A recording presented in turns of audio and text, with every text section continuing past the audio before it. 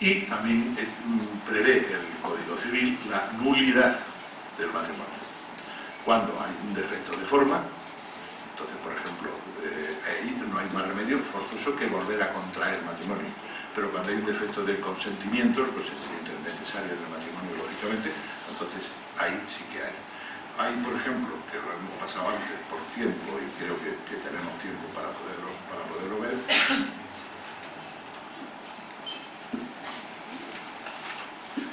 La promesa de matrimonio y sobre todo los requisitos. El artículo dice la promesa de matrimonio. Bueno, vemos primero los requisitos que tienen que ver un poco con esto que os estaba comentando ahora mismo. Los requisitos del matrimonio son artículos 44, 45, 46, 46.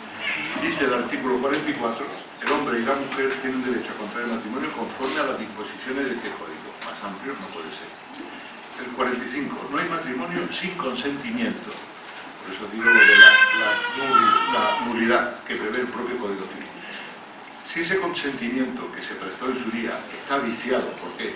Pues porque en este caso, por ejemplo, pues tenía un cuñado mío que parece que me quería muchísimo, que me estaba haciendo muchas caricias y lo único que tenía era un pistoletón así puesto en mis riñones para que yo dijera sí. Bueno, si ese consentimiento no es pleno, no por la broma que digo, sino por motivos concretos y creer, pues entonces automáticamente ese matrimonio puede ser declarado nulo. Pero no es que se anule el matrimonio a los 3 años de celebrado, sino que nunca existió ese matrimonio, aunque tenga consecuencias a las que hay que hacer frente, como pueden ser unos hijos, etc. ¿Cómo va a anular un matrimonio si tiene 3 hijos? No tiene que ver una cosa con la otra. No tiene hijos y no hay por qué anularlo, y si tiene hijos y si se puede anular, no es consecuencia de una cosa de la otra.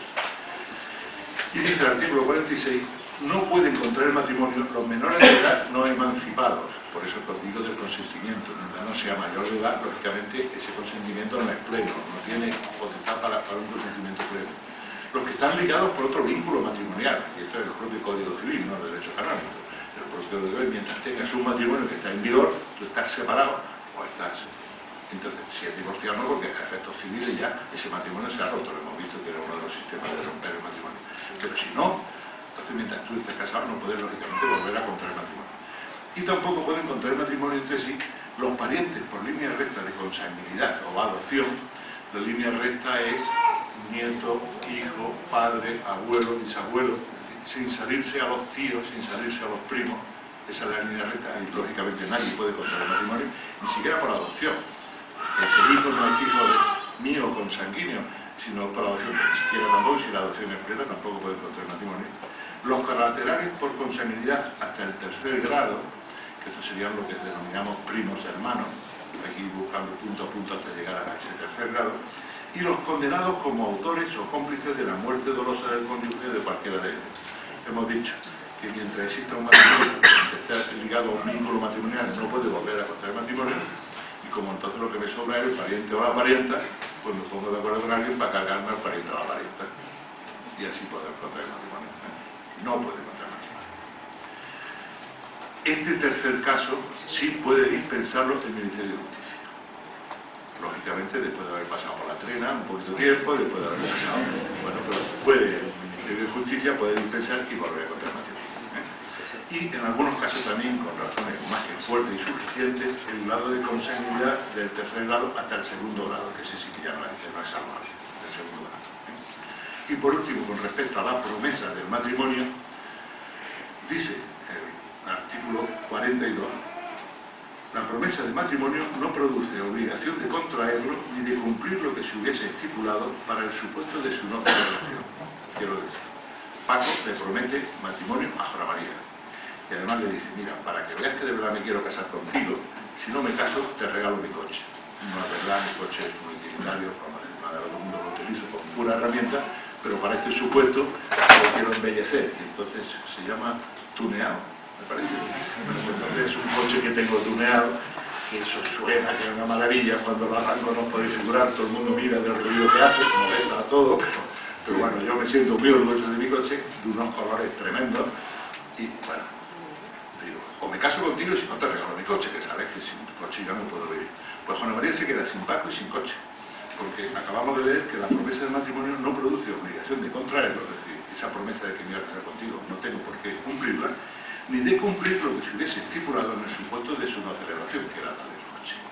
Pero sí dice el artículo siguiente, el artículo 43, lógicamente, que el incumplimiento sin causa de la promesa cierta de matrimonio hecha por persona mayor de edad no es la promesa que hace el niño pequeñito en la clase. Ambos están, no sé cómo se habla, yo me pierdo ahora, pero primero de primaria o de secundario, de no sé cuándo, con 11 años. El capitán del equipo de fútbol, a la rubia, que tiene un vuelto loco a toda la clase, le promete un amor eterno. Yo me voy a casar contigo. Lógicamente no son consecuentes, no tienen el suficiente conocimiento como para poder contraer esa obligación que quieren contraer. Lo que pasa es que por persona mayor de edad, o por menor, pero el menor emancipado, que hasta el como si fuera un mayor de edad, solo producirá la obligación de resarcir a la otra parte de los gastos hechos y de las obligaciones contraídas en consideración al matrimonio prometido.